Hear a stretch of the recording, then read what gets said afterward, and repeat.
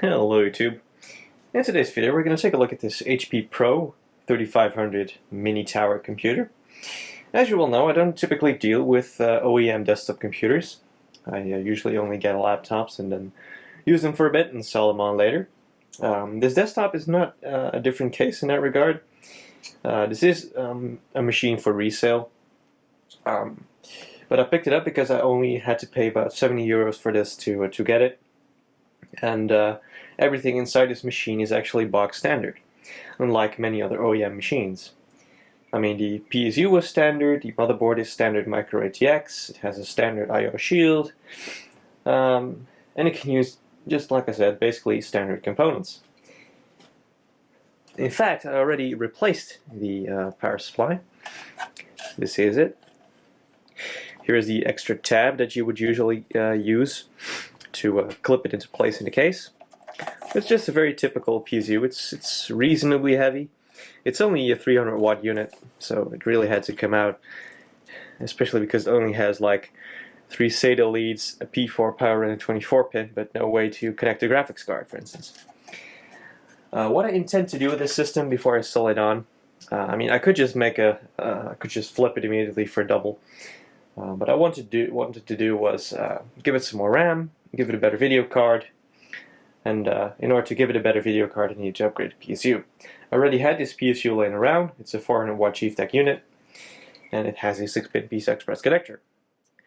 Now, I already upgraded the RAM. It has 6 GB in it right now. It didn't come with a hard drive. I put in a 1 TB residential blue. I had that around, and that's pretty much that part of the story. Let's pop it on the side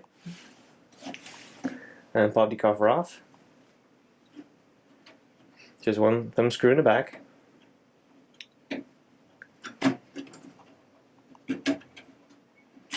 There we go. Other specifications of this machine: it originally came with 4 GB of RAM. I upgraded this to 6. It has 2 RAM slots. I think it's actually better if you just turn it over this way. There we go. Right here is the RAM. The original 1 4 GB module and 1 2 GB that I added. Here is the hard drive located. It will support 2.5-inch drives and 3.5-inch drives. We have an optical drive, of course. This is the 400 watt Chief Tech PSU. It came out of a server system, so that's pretty neat. And here is our PCI Express connector. Yes, it's all ketchup and mustard stuff, but I really don't care. This case doesn't have a side panel anyway. The CPU in this is an Ivy Bridge Core i3 3240, 3.4 GHz dual core hybrid threading. It has an H61 chipset, so it will support Sandy Bridge and Ivy Bridge CPUs of the i3, i5, and i7 variety, and some Pentiums as well, but who the hell uses those, you know? So it's pretty cheap for an i3 desktop, 4 gigs of RAM, and it's pretty much in near mint condition. I mean, it has some small scuffs here and there, but it's to be expected. So yeah, let's actually get to the start of the show, the video card. Okay. Here it is. Let's move the camera over a little bit to this side here. Let's see if we can get this thing open. And yes, they always tell you, don't cut to watch yourself. Well, I like to live dangerously, in case you hadn't figured that out already. This is the weirdest box ever, I'll tell you that much.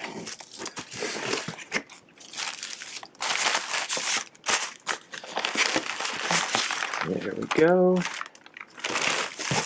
I can at least reuse all that packaging material, that's good.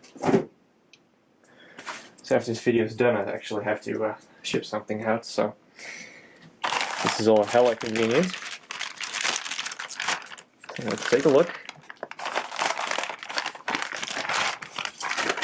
Whoops, I dropped everything in the computer case. Alright, so we got the Crossfire bridge with it as well. We won't be using that. An MSI driver CD, won't be using that. And some booklet. Alright. And a quick start guide. Nobody uses those. This is the video card we'll be putting in. This is an MSI Radeon 7850. Wasn't the best deal I could have struck on a video card of this era, but the reason I mainly got it is because it only needs one 6-pin, so I don't have to fiddle around with adapters or use my other PSU that I have. They also have a Master Watt Light 500 watt upstairs on the attic, but I really didn't want to use that for a resale system. That's basically if my GM650 or G650M actually conks out, I will be able to use the Master Watt for my main system. So that's that story. But, the original owner of this card actually completely disassembled it and put it back together, and did a repaste on it very recently, so this card should run very cool, and it should run nicely for the new owner as soon as I found one. The system should be able to sell for a good price, I reckon. I just need to run some benchmarks on it to see what it can do, so I can brand it accordingly, so to speak. Right, so first we need to actually take out a screw here in the back. This holds on the cover plate.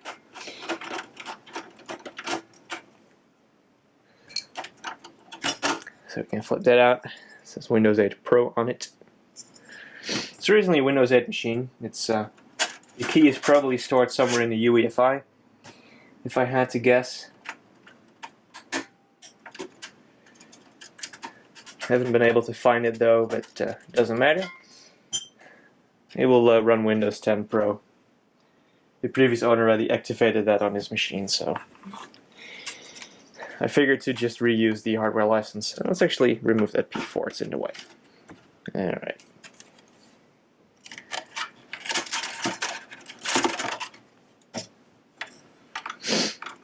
Pretty much every single cable is in the way because this case is pretty tight. I mean, I know this video card will fit. That's also a reason why I picked it. It's nice and short. Damn, son. You just need to, as soon as you've got it under this this brace here, under this cage, it's absolutely fine. You can actually use quite a bit of longer video cards in here. But I knew that this was going to be pretty tight, so I figured this was the right way to do it. And you don't actually have to screw it in. It actually has these studs here that will keep your card in place. It's actually pretty good. It barely moves, so that's neat, I suppose. Okay, let's get the P4 back in. Yep, I was doing it wrong. Okay, so you know, not the tidiest of cable management, but it's basically you have very long cables in a very tiny case. I mean, this is a full ATX power supply in a very tiny micro ATX case. So, you know, everything is a little bit tight in there. Just the way I like it. Right. Forget I said that. Okay. So, let's see how that one back on. I think I had it right first to go. Yeah, you just hang it in there. And, screw it back into place. Yes, the innuendos are real. Anyway. There we go. Video card installed. Now I will say, this case is a little bit starved for airflow, and the CPU fan and the PSU fan will probably interfere a little bit with each other, but that's what measurements are for, and that's why I'm glad that the previous owner already did the repaste on the card. So at least we don't have to. And we'll get the best possible temperatures for this card anyway. Alrighty then. Let's put her back on her feet and hook it up and see if it works. And we're ready to roll.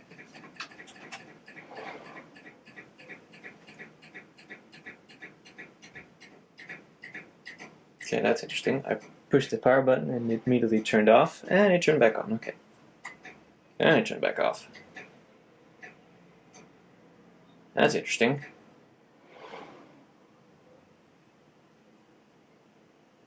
Now it's on again.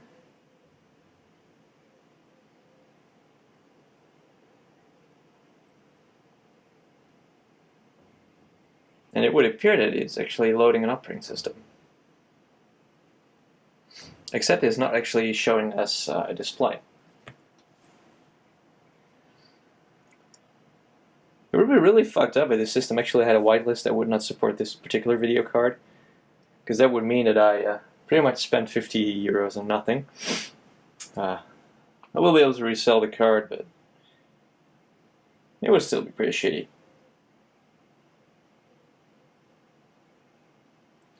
So I'm gonna see what's what, and yeah. Or well, maybe. I'm just set to the wrong input on my KVM. Yeah, that's the case. Oh, I am an idiot. But you already knew that. I was getting pretty scared there. Meanwhile, I'm just going to take a seat so we can do this more normally. Okay, let's actually start by going to the AMD website and getting ourselves some drivers. Using Microsoft too edgy for me.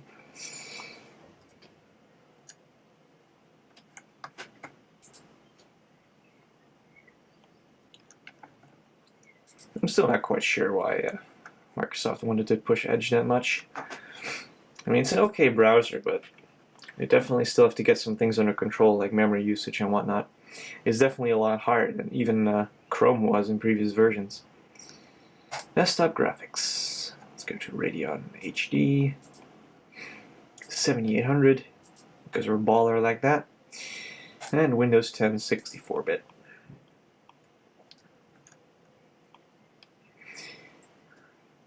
AMD, we'd welcome your feedback, but I don't care. Well, let's go with the regular Radeon Relive driver, I think. Yeah, it should be good. By the way, this is something that I really don't understand from AMD. I mean, currently I'm running an RX 480, but just take a look at that file size. There we go. Now you can actually see what's happening. 500 megabytes for a flipping driver. Really now? You know, what I just wish they could offer was just, you know, I mean, I know they have the minimal setup where you can just select basically all you need instead of everything that's available. And honestly, I think it should just be another direct download for just the driver, and not having you forced to download the minimum setup and then pick it yourself. Just a direct download, no hassle, no need to open a program and then select everything you want. I mean, just make it a little bit more streamlined. Alright, Windows Update already picked up a driver. Holy shit, that's loud. Let's turn that down. Alright, we're back up to full resolution, people. Already picked up this is a driver from April this year. It's actually pretty recent. This is, of course, the Windows 10 Creator Update already, because nobody likes lagging around on Windows 10 builds. Quite frankly, the RTM build is actually going end of support pretty soon, I think. So that's very nice.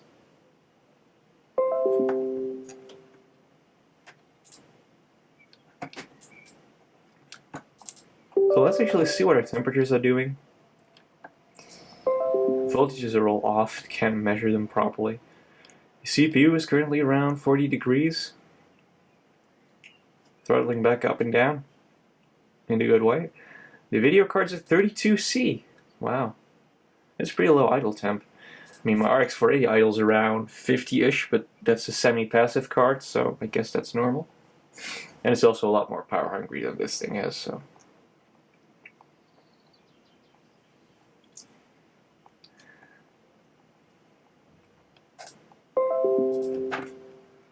Well, thanks for actually installing my keyboard that I just switched from a port. And the KVM controller. Oh, God damn it, Windows 10. Stop it! Stop it! No! This is the single most nagging operating system on Earth. I mean, you thought Vista was bad? Use Windows 10, it's way worse.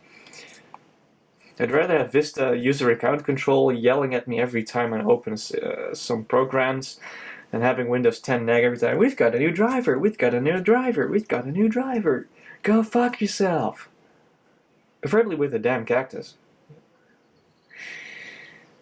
I never said this was a family show. I just like ranting on Windows 10. I mean, sure, it runs better on a hard drive than Windows 7 does, but...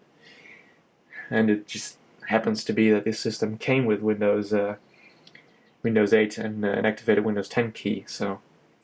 Yay. By the way, in my previous video, I showed that HP Pro Desk using Hackintosh. I will actually attempt doing that on this system as well. I just first need to figure out whether all the hardware is stable on Windows here to make sure that the video card is good, that the power supply can properly handle it. I think it's a pretty good match in hardware, 7850 with an i3 Ivy bridge. So that should be pretty good for you know, someone that's just getting into gaming. I think people like that should be very, very happy about this combination. And I should be able to fetch a good price for it, and at least I can send it off knowing that everything works properly, and not having to be that asshole that sells a semi-broken computer that might only live 2 days. So, you know, I'm just going to install the video driver here, by the way. I'm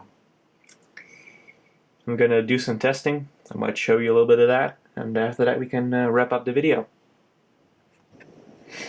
Alright, so I did actually decide to show the benchmark. We're going to run Valley with the default preset. Going to run in DX11 full screen mode. This is a benchmark from 2013, so it's very well catered to this video card, which is from 2012. So we'll see what happens.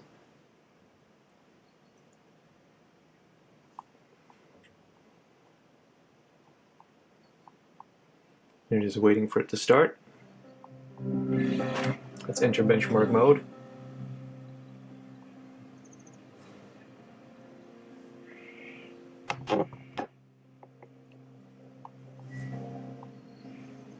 Very good so far. The default preset, we're getting over 60 FPS right now. I'm also very much interested to see what the GPU temperature is going to do during this benchmark.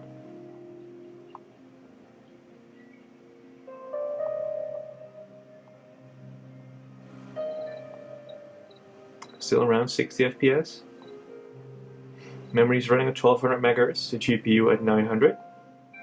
So it's not a gigahertz edition. Temperature is slowly climbing.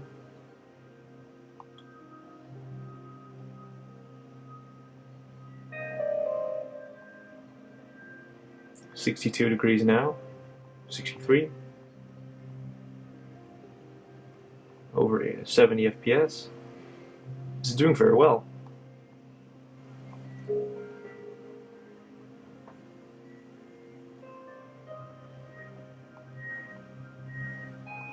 And it's still such a pretty benchmark and excellent music.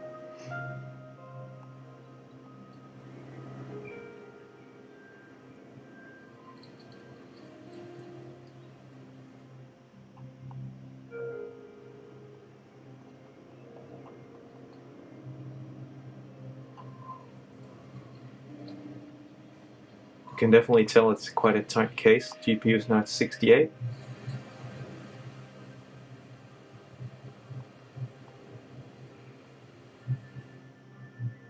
.69. It's still pretty quiet though. And we've just hit 70.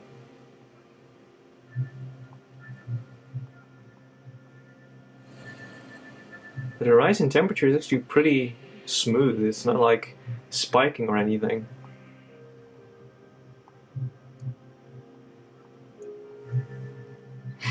Alright, I'm just going to let this run. I'm going to swap the camera battery and then we can actually wrap up the video. Alright, the benchmark finished. We've got an average score of 58.1 FPS, maximum of 106 and a minimum of 19.8. That's 1600 by 900 with our 2 GB Radeon 7850.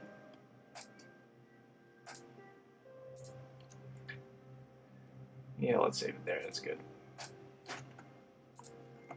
And quit. I mean, the GPU is audible, definitely, but it wasn't bad, really. I've heard worse. I thought it was already, yeah, I was already running it. Good.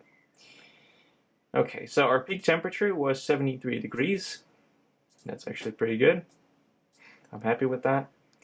And our CPU peaked at 51 degrees. So we can definitely say that the cooling situation in this case is pretty good right now. I mean, it's limited airflow. The card is upside down because it's actually sucking air from above instead of from below, because the motherboard is flipped. But other than that, it seems to be pretty good. So I think overall we can definitely say that the GPU upgrade to this HP Micro PC, the HP Pro 3500 MT, is very successful. So I hope you enjoy this video. I thank you all for coming along for the ride. Thank you all for watching, and I'll see you guys in the next video.